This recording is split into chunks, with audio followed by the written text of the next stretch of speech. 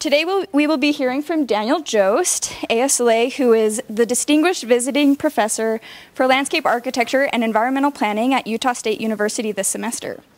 Dan has spent much of the past 2 decades as a writer, researcher, designer, and teacher in landscape architecture. He is interested in how landscape architects can create artful spaces that support people's health, well-being, and social connection while integrating ecological systems and cultural resources. In recent years, Dan has developed expertise in children's playscapes, and he has presented scholarship related to landscapes for children at various national and international conferences.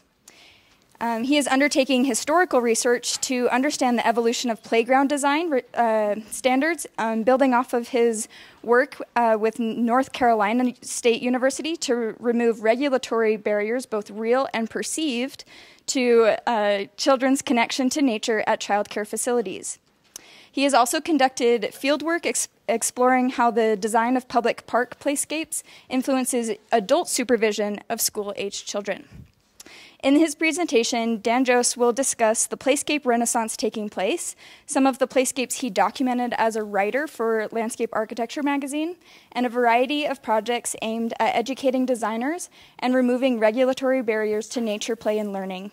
So let's listen up and see how we might contribute to the creation of better landscapes for children through design, research, outreach, and advocacy. Over the past decade or so, more and more people have been questioning what is lost when risks and challenges are removed from children's lives. A preoccupation with safety has stripped childhood of its independence, risk-taking, and discovery without making it safer, wrote Hannah Rosen in The Atlantic in 2014. And this is particularly true of children's playgrounds. The colorful new playgrounds of the 1990s and the 2000s wore their safety on their sleeves. Their surfaces tended to be smoother, with no possibilities for splinters from wood or brush burns from asphalt or cobbles. Rubber surfacing in particular seemed to project safety. But were children safer?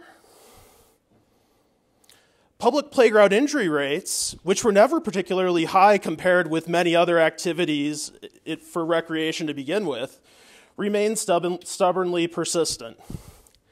The numbers here come from the Consumer Product Safety Commission's National Emergency Injury Surveillance System, which is the primary source of data nationally in the US on playground injuries. And even as children under 18 have come to define a smaller part of the US population generally, the percentage of the population treated for injuries associated with playgrounds has increased ever so slightly. And so you think about what types of playgrounds were around in 1974 when they did this first inventory of injuries. They were still a lot of the old, Robert Moses style, like steel jungle gyms on top of asphalt, things like what you see in that picture right there. But by the time that the 2000s rolled around, and this other data is from the 2000s, we had a lot more things like pole and platform structures of that sort. Intriguingly, a lot of the destruction of play value we saw in playgrounds in the 90s and 2000s was probably not an actual result of the national safety standards and guidelines. Local officials, worried about liability, began removing features that were not even prohibited or even linked to higher injury rates. For example, in 2005, the South Florida Sun Sentinel wrote about plans to remove swings, teeter-totters, and merry-go-rounds from Broward County, Florida's schools, in an article that was picked up by newspapers across the country. And the school's safety director's reason for doing this? They've got moving parts. So, perhaps he was using old data, but swings were one feature that the safety standards had actually made a lot safer. A 2001 report by Tinsworth and McDonald for the U.S. Consumer Product Safety Commission again noted deaths from impacts with swings had all but disappeared between 1988 and 1999 when they restudied the issue. So basically, by getting rid of the wood-board swings with the really heavy metal chains, they took care of the problem. I absolutely love this image here. Whoops. I absolutely love this image here. Oh, hell. I absolutely love this image here because this comes from M. Paul Friedberg's book, Play and Interplay. And he describes the swings that were common on old playgrounds at that time as medieval torture contraptions. And so they really were these like very strange, like they weren't even actual chains at that point. They were almost like someone had like put together these like long arms of steel and they just had a little bit of flexibility. And then they went along on that point. So you can imagine how something like that is going to be a lot different than something like that where they're sitting on a rubber swing. If that hits somebody, it's not going to take out an eye. It's not going to cause a concussion, you know?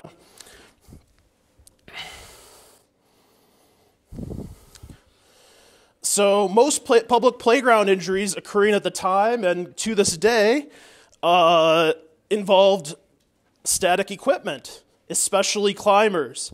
Though it's possible this confusing graphic here was sort of contributing to some of the misunderstanding. According to the report that went with this graphic, only 19% of all injuries were actually attributed to swings on playgrounds compared with 53% associated with climbers. But how is this a little bit confusing?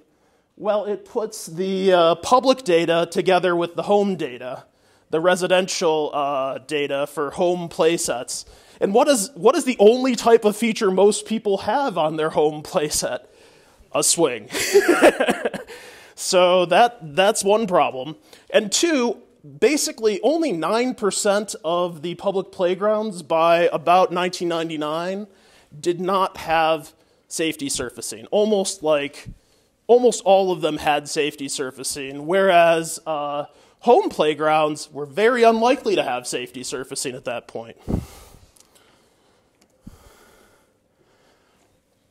Now, there's been sort of a push by a variety of different people from academia, from sort of the playground industry, from people who are advocates for children's play in general to start to think about the benefits of risk and sort of understanding how not all sorts of risks involved with play are problematic. Certain types of risky play actually can potentially provide benefits associated with it. These are categories developed by Ellen Sandsetter, a Norwegian researcher, I believe. And she went on to, together with this guy named Leif Kinnear, do this sort of theoretical argument that risky play may have antiphobic effects. It's one of those things that's very hard to prove because it's hard to control all these variables is the problem. But theoretically, and looking at some of the empirical data that is available, she made a pretty strong case that there's definitely benefits associated with encouraging children to take risks in a relatively safe setting, which is the Playscape. And others have also written on this as well. There's thought that it reduces anxiety and antiphobic effects, that you might learn gross motor skills through sort of practicing a skill that initially is a little bit risky, because if you don't know the skill yet, there's going to be a risk that you won't be able to do it. And also, there's connections between avoiding injury, physical activity, and learning to manage their own risk-taking. So one of the things to think about with play is how risk is linked to challenge. In a 5-foot-high horizontal ladder or monkey bars like this, it's not going to pose the same risk to a child that is 3 foot high as it is to a child that's 5 foot high. The moment a child becomes too tall to fall off the monkey bars, though, they will also lose the opportunity to swing from them. So if you can't fall off, you're also really not going to be able to swing from them comfortably. So you have to think how there's a little bit of a give and take where in order to have some of the benefits and the play value and the gross motor skill development that's associated with this feature, you're going to need a little bit of risk. Now, do you need to have it 20 feet off the ground? No. And is that even a good idea? Probably, certainly not. Now,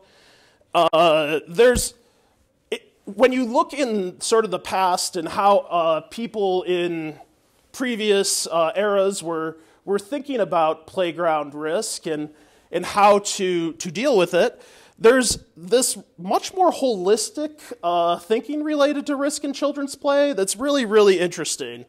An example of that is a prominent play advocate named Lorna Higbee Leland, whose husband was also a writer on children's play and a designer, wrote that playground activities must first of all be interesting, otherwise the child will play on the streets or in the vacant lots. So thinking about that, the idea is that there is something else sometimes worse than the risks associated with the playground. You can't consider the risks associated with the playground completely without context. Without the idea that maybe there's something else that if they're not there, if they're not enticed by the challenges there, if they're not enticed by the thrills or the excitement there, they might be doing something else. Similarly, this was one of the leading arguments made by Lady Ellen of Hurtwood, who was sort of the mother of the adventure playground, which we'll see some better imagery of as we go along, but these are basically places where children can build their own playgrounds using hammers and saws. Now Lady Ellen of Hurtwood didn't invent the concept, but she invented the name. She branded it. Previously, they'd been known as waste playgrounds, which was not as good of a name. And she's really the one who brought them all over the world. They were invented by a Danish landscape architect named Carl T.H. Sorensen. And he created a few of them around Copenhagen and elsewhere. But actually, Lady Ellen of Hurtwood then brought them to the English-speaking world, brought them to the United Kingdom, and then brought them on a tour, basically on her book tour, I guess, to the United States when she was writing about sort of doing her book tour for Planning for Play. And spoke to Time magazine, spoke to all these sort of major outlets at the time, and sort of got attention for this adventure play concept. And this adventure play concept, even if it didn't completely catch on exactly in the United States, ended up informing probably the next 2 decades of American playgrounds. In certain ways. We can talk about that in some other time. But anyway, Joseph Lee, and also called the father of the modern playground, is another guy who was seen providing of risks, such as the possibility for falling, as the only way to entice children to playgrounds to receive the developmental benefits provided by them. And so, today in the U.S., we are no longer in need of thrilling and creative playgrounds to lure children out of the streets so much. Instead, playgrounds are competing with children's interest with television programs, computer games, video games. Plenty of research is showing the negative health issues associated with the sort of sedentary lifestyle they promote. So attracting children outside, we may need to provide some thrills and opportunities for manipulating the environment that will, by their nature, involve some level of risk. So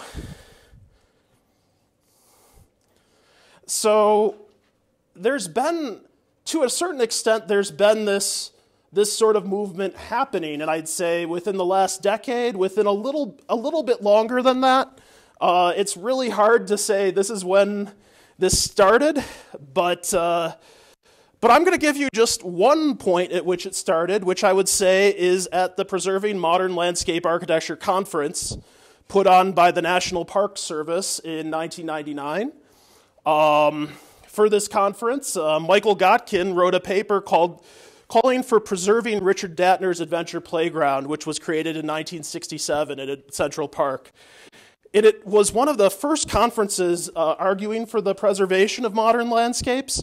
And so it's interesting that one of the first types of landscapes that was discussed was a playground. And of course, playgrounds, when it comes to preservation, have very specific and complicated issues. More than some other landscapes, they might be a work of art. Like, I would definitely say that the sort of sculptural playground that, Datner designed is, but they're also so functionally focused that, as new safety standards are developed, as other things happen, it's hard to make things sort of fit together, I guess. So what's really interesting is that based on Gotkin's advocacy and based on the advocacy of local preservation organizations, they ended up actually preserving 6 adventure-style playgrounds, is what these are called. They're not like where kids are playing with hammers and saws, but they did originally have loose parts where children were able to manipulate that environment. They disappeared over time, and they were not replaced. But it's, if you know a little bit about the history of Central Park, you know that there was a time when Central Park was not doing so well. in the 70s, especially in the early 80s, and the Central Park Conservancy came in and started to do more programming, started to do sort of rehabilitation of the park, that sort of thing that hadn't been done for a while, and the park was sort of not being taken care of as well as it might have been during the 70s, in part because New York City was broke. But yeah, so what happened was a lot of things sort of fell by the wayside when it came to maintenance, and then a whole bunch of things changed with the safety standards, with accessibility standards, that made it harder to sort of perfectly integrate the existing playgrounds into this new context, into this new desired thing they were trying to create. So, however, the really interesting thing with this, and so from a preservation perspective, Central Park Conservancy did not preserve these playgrounds for the most part. They have, maybe Adventure Playground was preserved to some extent. This is Ancient Playground, one of the ones I wrote up when I was working at Lamb. And it was, I don't know if you can tell, but you see this obelisk here? That is the only piece of the original playground that remains. However, this playground was rebuilt to be almost exactly like what was taken out.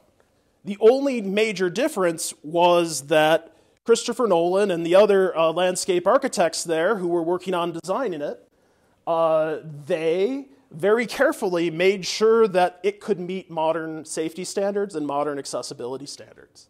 And they did. And they created this very sculptural, very not at all like anything that was out there playground, completely using the modern standards around 2008. And so it's really interesting because I think even more than if this was preserved, you can make arguments that, well, it should have been preserved, it was valuable for certain reasons, but even more than if this was preserved, what they did showed that there was a lot of flexibility within the current standards to do artful and more functionally playful things.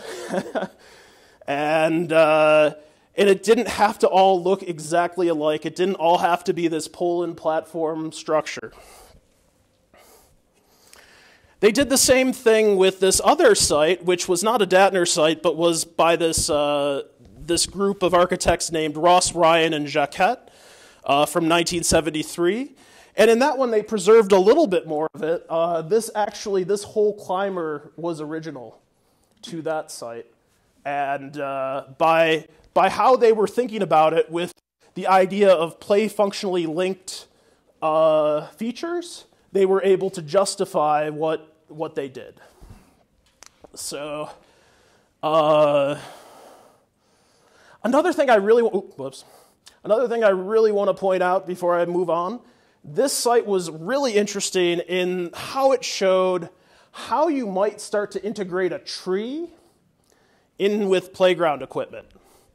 No one was really doing this. Everyone assumed that trees had to be like 6 feet away at the very least, probably a lot more, to actually have all the sort of branch clearances and everything else you need.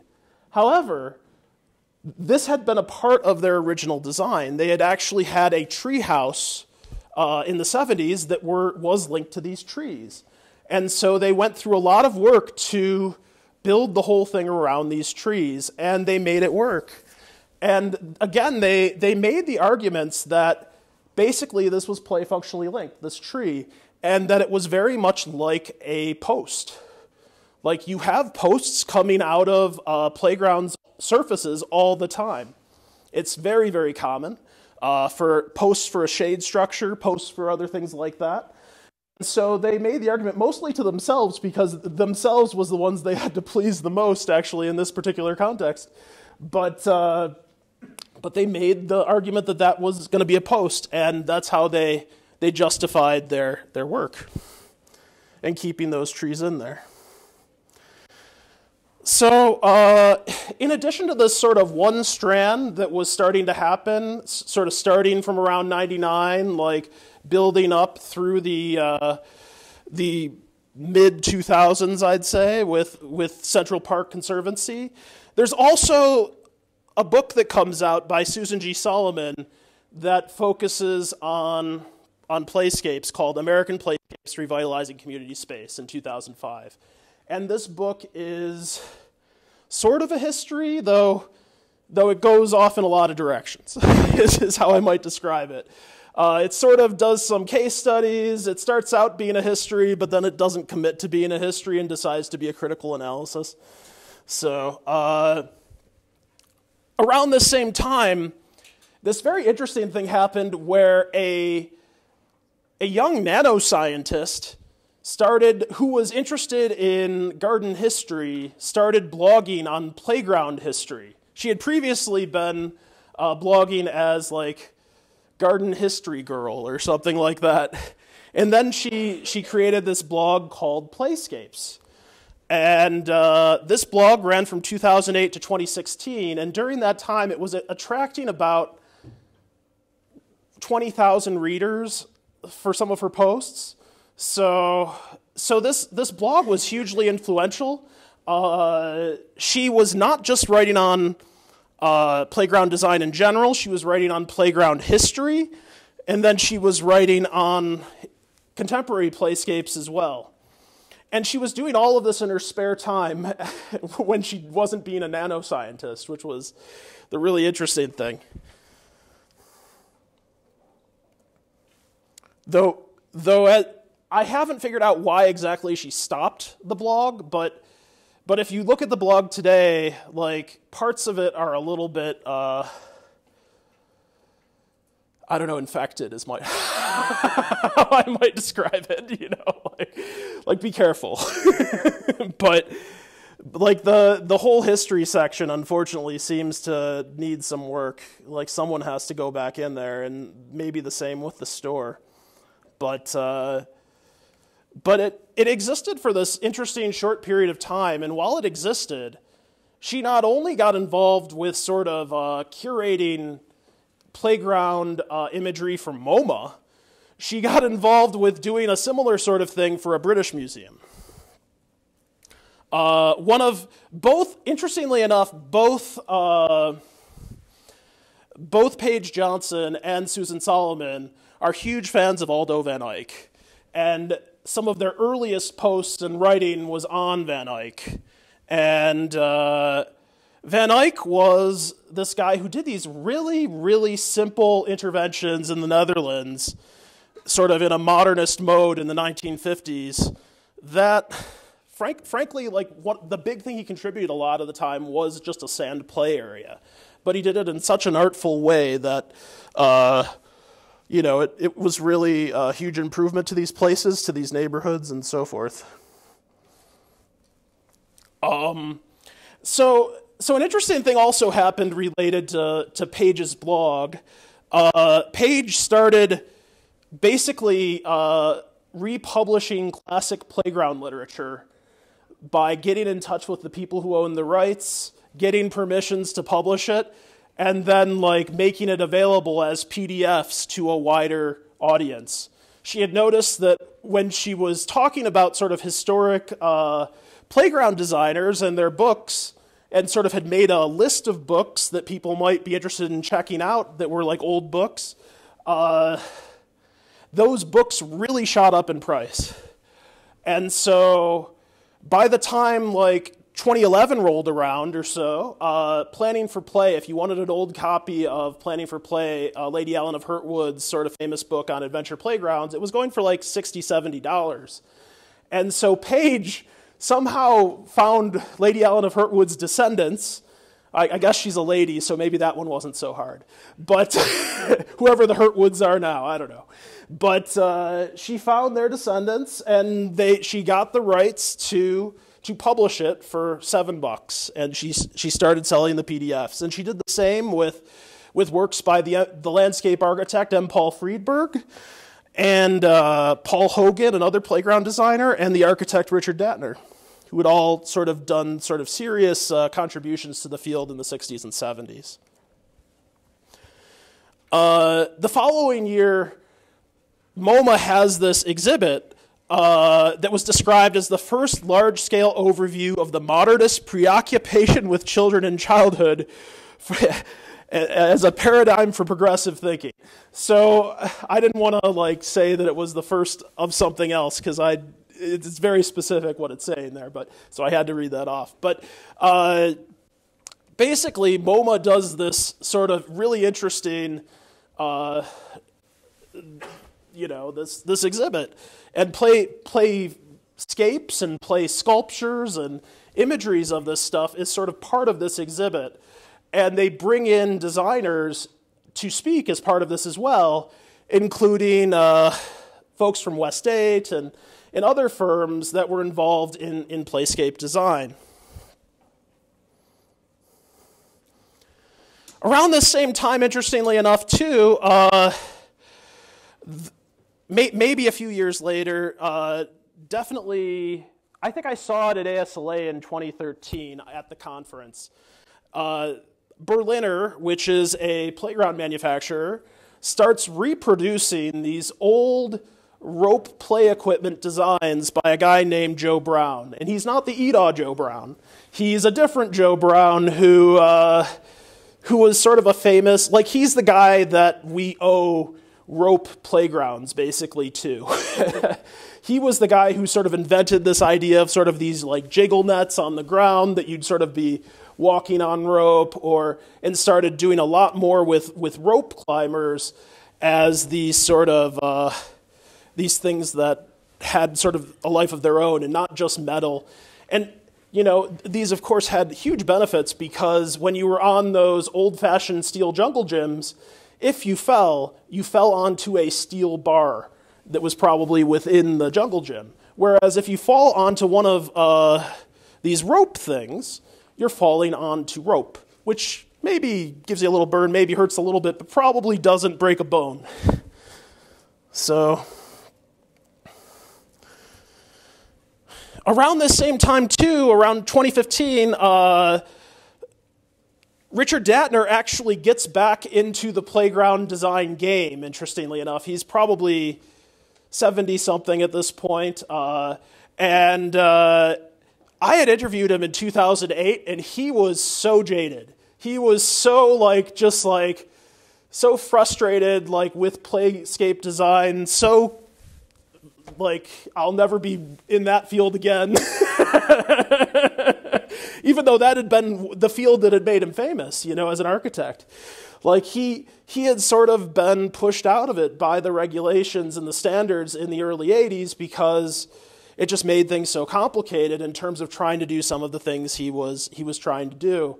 And but he worked with Playworld, one of the big playground manufacturers, and they started to make one of his play cubes, which the top picture shows a 1970s version of that.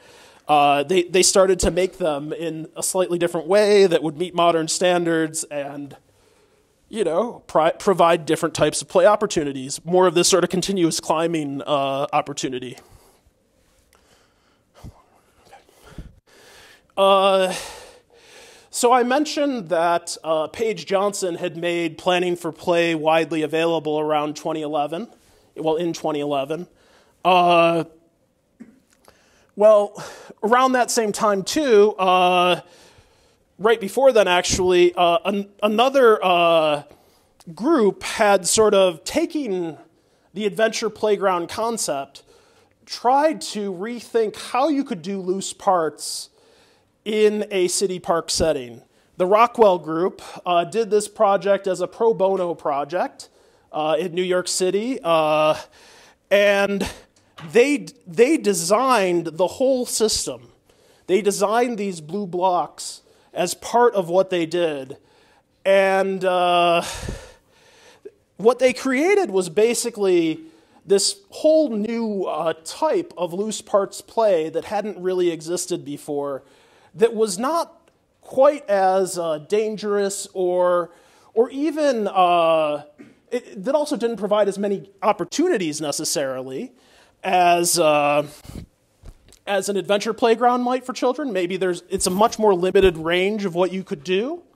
However, for younger children especially, and sort of for getting this adopted within a sort of high-profile site in an urban community, this seemed to work out sort of swimmingly. And pretty soon they were working with, here, I'll go one more.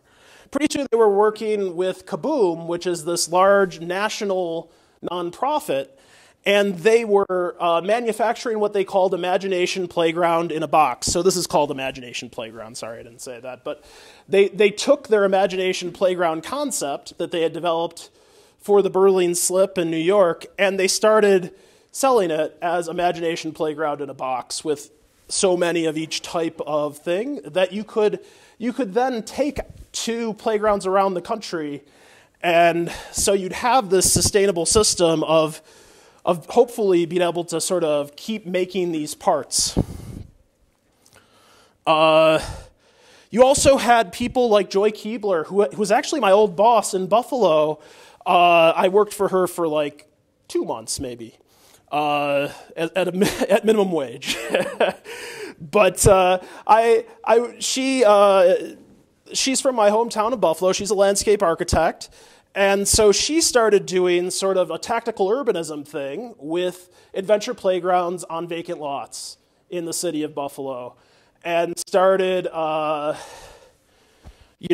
finding ways to incorporate people from all sides of the city to sort of get involved in this sort of imaginative play in an event scale. So the idea was, well, we're not sure we can operate this year-round, and we certainly don't have the resources to do it year-round, but why not do this as an event that we can have insurance for or whatever, and see what happens with it and see how we get the kids going. And it really worked out well. And it actually changed the whole course of her career, which is now she's doing play-focused participatory design.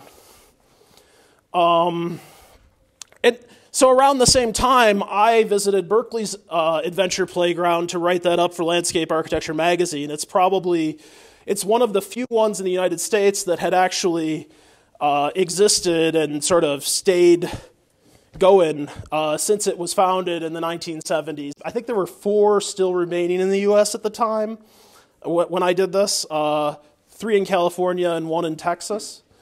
And and so if you are interested in reading more about how they manage this stuff and like how they sort of deal with risk management in this setting, I strongly encourage you to check out the article, but I just don't have time to focus so specifically on that. But you can see how that's actually a site where you could play with hammers and saws, and this is run by the city of Berkeley in a public park. So they have done this for years, and what they do is they have people sign waivers when they enter, and they also have a very thoughtful system of sort of raising people's awareness of the risks within the site so if you want to get a saw, for instance, you have to go around the site and find 6 nails that are just lying around. And by doing that, though, you start to understand, well, this is actually a place that might have nails lying around. So that's important from the sort of risk perception perspective, I think. And then the city of Mercer Island also started doing an adventure playground around 2013. In this site, actually, that had originally been a park designed by Rich Hagg, and the idea behind this park, intriguingly enough, was to conserve the natural danger and adventure of the forest. And so so he had these sort of fallen trees and stuff in the park, and I think those things must have disappeared within 10 years just due to rotting and other events like that. And so you see it in Landscape Architecture magazine in '68, and then no one maintains it, no one replaces it. They create this giant dragon sculpture in the park, but then like later on, it becomes one of the few adventure playgrounds, or one of the first sort of in a new cycle, a new sort of revival of adventure playgrounds. And probably the one you've heard of, the one that's sort of the most well-known, is the Yard in New York City. It's received extensive coverage in the New York Times and elsewhere. This is what it looks like, or what it looked like at a one specific moment. One of the really interesting things about the Yard, and with a lot of adventure playgrounds, or with adventure playgrounds in general, there's this idea that you have play workers who are assisting the children in some way and sort of keeping an eye on things, but they're not intervening unless they have to, and they're sort of only there to sort of promote play a little bit, but they're not really, or if there's like a real need to deal with some real like risk or safety issue, but they're trying to be as non-interventionist as possible, I guess. And so the Yard, when it opened in 2016, did this thing where it forced parents to just drop their children off at the entrance and sit outside the fence. And they even put up these weird little like banners to sort of block parents' views. And the whole idea behind this was to try to get the parents not to intervene as much in the children's play, and to try to give them the independence that is thought to be desirable. Now, there's also sort of this whole tradition that develops sort of, probably going back a lot farther, to be honest, but with Robin Moore's Plants for Play book, there's this idea of natural loose parts as another sort of option, as sort of another alternative to adventure play. And he was definitely writing and speaking about this to Landscape Architecture magazine in the 90s, early to mid 90s, and it sort of petered out, I'd say. Like it really, maybe there was 1 or 2 people who picked it up, but it wasn't really sort of going gangbusters until probably the last few years. And in the last few years, you've just seen a lot more nature play, a lot more natural construction play, sort of being integrated into a variety of settings, and not just like for a little while, it seemed like the only place they were doing this sort of thing was botanical gardens, museums, places that had entry fees, places that had real extensive control over their landscapes.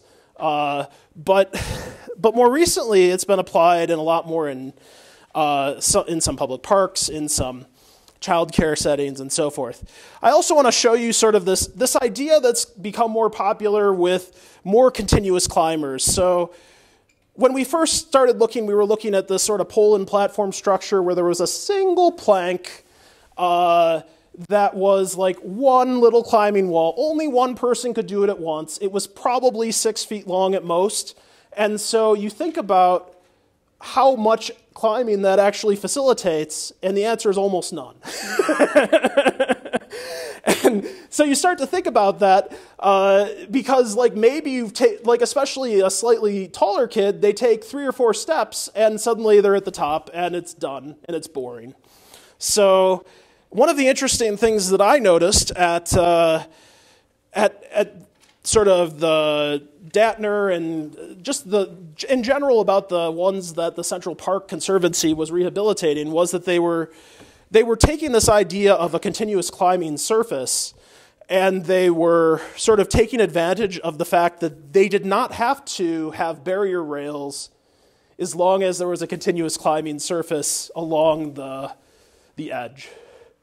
So when there is only one little thing that enters, you have to have barrier rails on all sides. But when you don't only have one little thing that enters, you don't have to have barrier rails on all sides. You can actually have a lot more play value. Here's sort of another early sort of effort at sort of making a climber more continuous by James Corner Field Operations. They were doing a lot of really interesting stuff with play. Some of it actually not making it out of the concept stage in the early 2010s. If you look at some of the stuff they were thinking about for Seattle's waterfront, for instance, that they never developed, it's very interesting, but some of it they couldn't quite make it fit with standards. But again, this happens to be Berliner again. I don't know why I ended up showing so much of them, but I absolutely love these particular these climbers because they allow this sort of continuous climbing up and down. Eventually, you can start to actually loop the play, and so sort of if you've ever done any sort of children's play design, you've heard about the value of loops, the value of, like, if you're designing a path for tricycles, you better make sure that path loops, because otherwise, if it dead ends, they're going to just stop, and it's going to be sort of bumpy, the sort of play of that area, and you're not going to be able to sort of continue that play. But one of the amazing things about these is that they started to create these climbers that actually were loops. And this is at South Park in San Francisco. This is another sort of interesting project. This one's by West 8 at Governor's Island. Governor's Island is also where the Yard is, that adventure playground. This one just happened to have a lot of really great climbing opportunities adjacent to the slides, as you can see here. However, there was still these lines that happened at the slides, but that is in part because this is the tallest slide in New York City. So if you're the tallest slide in New York City, you're going to have a line. But so a little closer to here, I stopped and saw this place on my way here actually, and it was pretty amazing. Arches Playground by OJB Landscape Architecture with Studio Ludo. Studio Ludo is a Playscape focused nonprofit that does both design, research, and sort of resource creation, I guess, related to play for children. They actually had created a loose parts library for a while in Philadelphia, but unfortunately that had to close. But they did this really cool climbing structure where they have these arches that go up pretty high over hard surfaces. And why can they do that? Because these arches actually are netted in a way that don't allow you to fall out of them when you're climbing. So even more than what you see right here, this provides a heck of a lot of opportunity to incorporate sort of natural features and streams and creeks and all sorts of things into a play environment in a way that is sort of encouraging sort of a more naturalistic setting, which is sort of interesting. And you only have to have the safety surfacing at the fallout points. You can also see they have an interesting little climbing wall there. But I wanted to, so generally there's been an increased understanding that there are benefits to time outdoors and contact with nature. I'm not going to go into all the potential ones, but they're everything from stress reduction to sort of encouraging healthy eating to physical activity to sort of dealing with directed attention and that sort of thing and ADHD symptoms.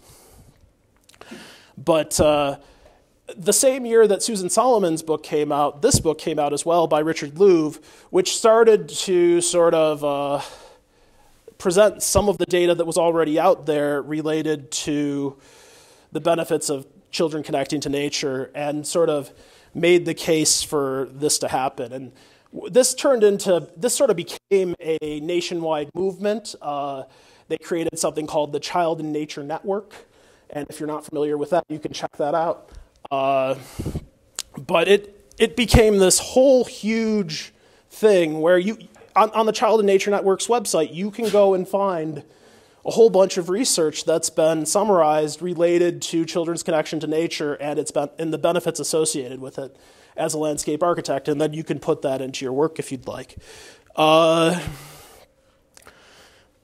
Just around the same exact time, though it wasn't really published until 2008 in a major way, is interesting. Teardrop Park gets built, designed by Michael Van Valkenburg Associates, working with Robin Moore. Robin had obviously had a lot more sort of going back with nature play, many, many more years, but you can't show everything here. So, but I think this is, like this particular site, though, again, they were thinking how to sort of argue for this as almost as if it was a play structure. How are you're creating landings with those rocks, and you're thinking about this as a structure to a great extent, though not entirely.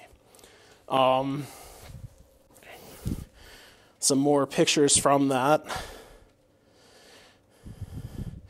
And then we have Westmoreland Park in Oregon by Greenworks, which does, at a really large scale, sort of dramatically shows the potential for using natural materials with an environment, sort of for balancing and climbing and that sort of thing.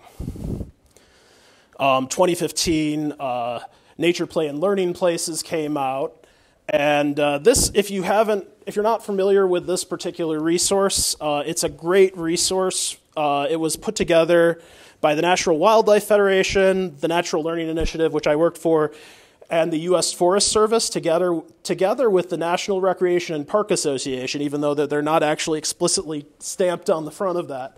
But what they were trying to do was start to actually think about how to guide people in the creation of nature play and learning places. And they have a whole chapter in the book specifically focused on risk management within those places and the types of things you need to do. And so that's sort of, I'll just really briefly talk about some of my own work, and then I'll let you have some questions. Where I joined the Natural Learning Initiative right after that book came out, basically. And I got really heavily involved in sort of critically analyzing childcare policy and creating resources to help people at the state level incorporate nature play into childcare environments.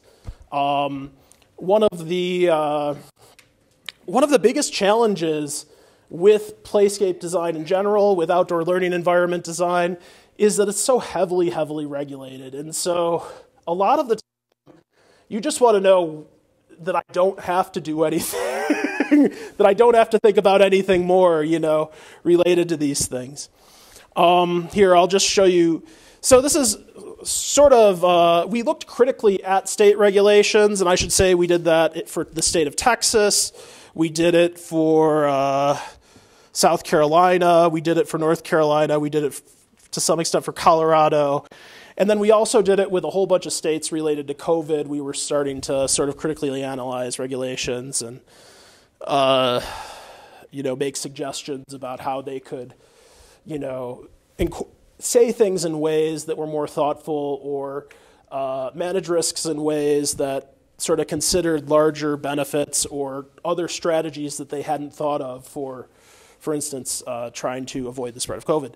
But anyway, some of the things one of the things we did was we identified and encouraged supportive language within child care regulations when we were doing this. So for instance, Colorado had some really great language explicitly permitting the consumption of raw produce grown on site and working with facilities that do not prepare meals in-house and lack commercial sinks to get a special variance for washing produce in the classroom sink. So if you're familiar with how commercial meal prep works, it's problematic in many childcare facilities if you don't have a sort of commercial kitchen to do any sort of gardening that then you can eat the vegetables. But basically by coming up with a protocol where you could just put the vegetables in a strainer, hold the strainer and rinse them off in the other sink, that both in North Carolina we've gotten that sort of thing passed, and and in Colorado they incorporated it before we got there, I think, without us. On the other hand, there's some really strange language in some of these regulations. For instance, Colorado has some language that says if there are 6 tree roots unlikely to cause tripping, that could lead to the lowest rating on safety practices for ECHRs, which is used as part of Colorado Shine's rating system and is actually connected to federal funding. So the idea that you'd have tree roots that are unlikely to cause tripping actually affecting things is problematic. There's also a lot of language in these guides that sort of deter loose parts because they're constantly calling for orderly environments and removal of debris. And so they don't talk about what sort of debris might be acceptable or unacceptable. A lot of this is related to infestation by rats and things like that. And if you don't have rat-infested debris, can you have piles of leaves for a couple days while kids play in them, for instance? Maybe you don't keep them all winter, but you have a week or two where that's available and that debris is okay. So those sorts of questions are things that we're working with states on. Also, a really big thing is integrating playground equipment with topography. And right now, the national standards have no real good, except for slides. Slides can be created as embankment slides, and it's really been thought out that you don't have to have safety surfacing on all sides of a slide if it's integrated with topography. There's nothing on climbers, and that sort of makes things difficult. So the idea is, if you have a climber that's integrated into a hill, do you have to have surfacing 6 feet on the sides of it? That seems really silly because you're never going to fall off on that side. So as long as it's integrated and you're actually stepping on the surface sort of thing. And then we also created these guides that help people navigate regulations, and these are for Texas and for the state of Colorado. I'm actually going to be updating Colorado soon. But basically it took these, what was thousands of pages of regulations, and it boiled them down into these simple charts that said so you want to create a playable rain garden in Texas. What do you? And these are the things in their child care regulations that you've got to do. So it's not a whole lot. Sometimes it's a little bit not clear because it's very overarching weird language that they don't have specifics on, but at least at least you know the language that's going to apply, and you're not sort of searching for it within thousands of pages of documents. We did the same thing with fruit and vegetable gardens in Colorado. We created, in so many other settings, basically. So, I was working on evaluating these, doing focus groups, things like that this fall, and we're redeveloping that guide. I'll be doing that May and June. Sort of crazy, but yeah. So sort of going forward, just a couple things to think about. So there was sad news that one of the really interesting things that's happened with Adventure Playground programs over time is a lot of them don't get cut because there's been a safety problem, there's been an injury, nothing like that. It gets cut because, the budget for the program ended. Or, like the city cut its budget for some reason.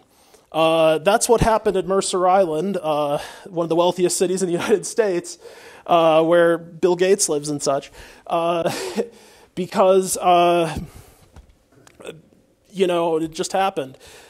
A similar thing, interestingly enough, one of the things, I interviewed the guy who's responsible for creating the National Industry Safety Standards for Playground Environments, and is sort of the lead of the ASTM committee. His name is Ken Kutska, and he's written a million books titled something like "Playground Safety is No Accident." And guess what? He for years, through the late 90s, I think, was running an adventure playground program within the city he was working. And why did his get cut? Nothing to do, again, with any of this other stuff. It had to do with a budget cut. So the thing is, like, I think it can create confusion because, like, this stuff doesn't get documented. Like, when the budget gets cut, there's certainly no budget to document what happened. So people get confused about what happens, and this can lead to confusion about, like, well, why did they really stop doing this? There's also sort of threats related to things like drought. This is Huntington Beach's adventure playground, and last year they couldn't really do this long-standing thing they've been doing with kids floating on these little rafts because of the water shortage in California, because of the droughts. The pop-up adventure playgrounds that were happening in Buffalo, they sort of stopped happening on a regular basis, or stopped happening. I guess they had one last year, and they might do one again this year, but they were sort of put on hold to a certain extent because the volunteers, and it was all volunteers who were doing this, just, like they were at the edge of their ability to volunteer. So it's important, like, it was created really by this group of three mothers, including Joy Keebler, who's a landscape architect, working with her own firm there. And I guess the group sort of grew and shrank over time. But by about 2019 or so, like, most of them, their children were past that age, So in a lot of cases, these things get created for the children of the volunteers, and then when they sort of age out of the program, it's hard to keep them as engaged. So how do you institutionalize some of these things so they become a longer standing program, so they become like a full-fledged nonprofit? That sort of thing is really an important and interesting question that has to be explored. We also really have to think from our own standpoint as researchers, if we're doing any research or whatever, to be very careful about how we graphically communicate things, because they could have saved a lot of hassle by just putting the home playground equipment injuries and the public ones on different charts. Like, I think that this probably led to a lot of confusion. So, there are certainly a lot of opportunities for incorporating nature play into environments. I think we need to be thinking about how there's a need for this sort of interpretation of what's possible for a wider variety of jurisdictions. So we've done Texas, we've done Colorado, but it takes a good amount of work, and it would just be good if there was something out there that people in especially larger states could reference related to this sort of thing if they're looking to incorporate nature play into a certain type of setting.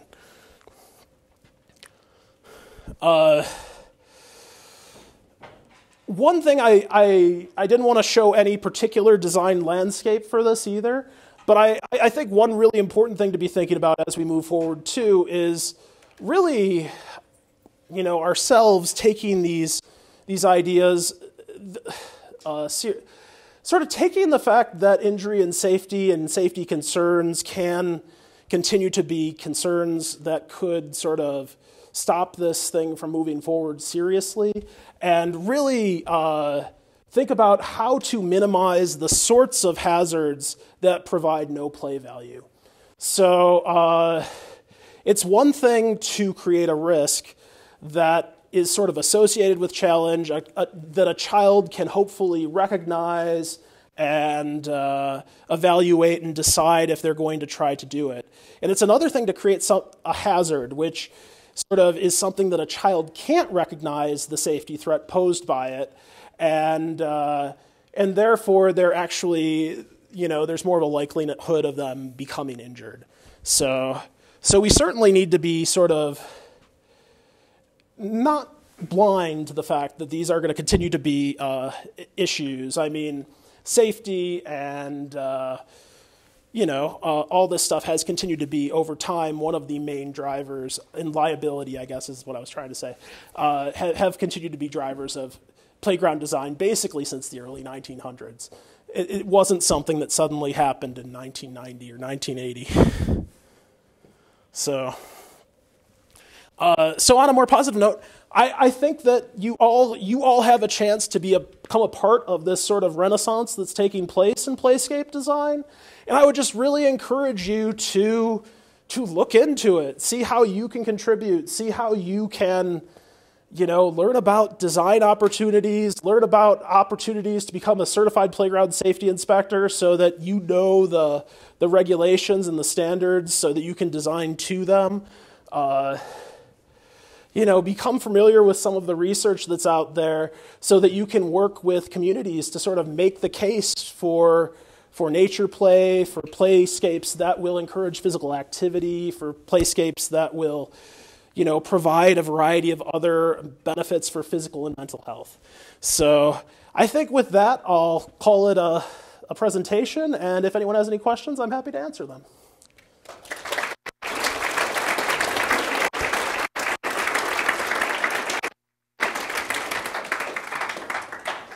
Any questions? Great. And be sure to project. I'm going to hand you a mic for the recording. What's one specific piece of equipment that you wish was still in playgrounds today, and what's one current piece of equipment that you are really glad is there? Oh, interesting. One thing I'd like to at least have a chance to ride on is the giant stride, and probably my research methods class is really tired of hearing about the giant stride. But the giant stride was this sort of cool piece of playground equipment that was common throughout the early 20th century, basically up until the 1950s. And as a result of some sort of bad design decisions, bad research decisions, some other things that happened, the giant stride sort of ceased to exist on playgrounds, and now it's one of those things that the Consumer Product Safety Commission says is not recommended for public playgrounds. But I think I think they could be designed in a way that you could minimize the risks in a way that minimize the hazards associated with them, the potential for injury, and make a case that there's a lot more value. The other thing I'd like to see, that I guess I'm happy is happening with playgrounds, and I'd like to see a heck of a lot more of, is the incorporation of vegetation. And especially the incorporation of plants that provide, say, seed pods or other sort of parts that children can take and hit each other with and sort of use as wands and do all, use as currency and develop their own whole like ecosystem of like shops and so forth, I think it's really, it's a shame that so many playscapes have so much safety surfacing. So the safety surfacing within playgrounds is usually not very usable. It doesn't have much play value usually. So limiting it to the point that you can actually, you want to make sure that people in wheelchairs can pass. You want to make sure that you have the use zones that are required under the safety standards. But you don't have to have 10 feet when it only requires 6 feet. Like, come on. So like limiting that stuff, like I wish more people would design the edge of the safety surfacing after they've designed the play equipment, rather than designing where the play equipment's going to be and then plopping it down into a predetermined shape.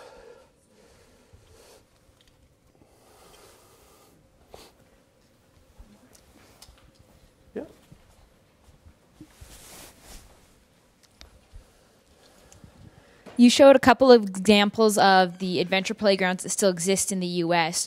Are those playgrounds typically free and open to the public, or is it typically something that you have to pay for?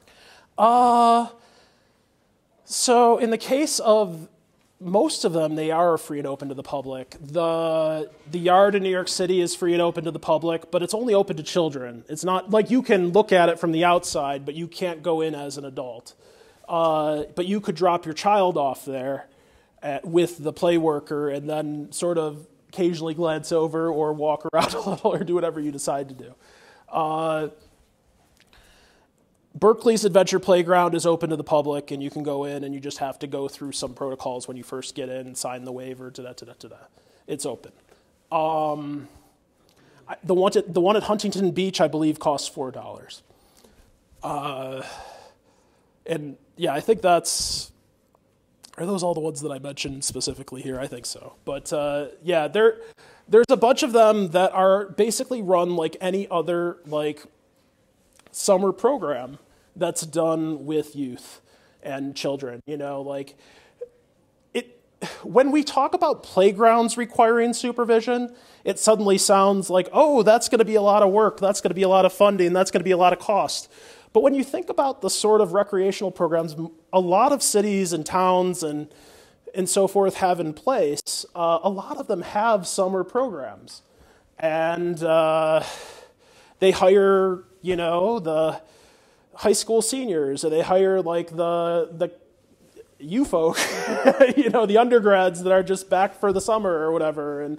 And yeah, I mean, there's a lot of opportunities to have those sorts of programs, just like they hire lifeguards for the pools. They can sometimes hire a play worker to sort of make this other activity possible.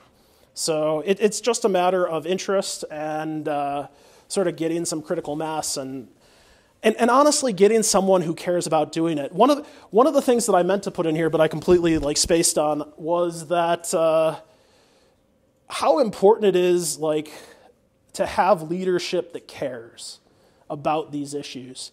If you look at New York City, when Adrian Benepe was their parks commissioner, every single new playground got sand.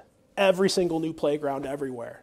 Now, that's not the case anymore, really. And part of that has to do with the preference of the parks commissioner. And the fact that there's a little, sometimes, there's a little back and forth discussion. Not everyone in the community loves sand for every reason and so on and so forth. But when you think about the play value of sand as compared to a lot of the other things you could put in a playscape, it's got a huge amount of play value. But you need leaders who actually care about this stuff to sort of be continuing to push that ball. So. So much, everyone, for participating today.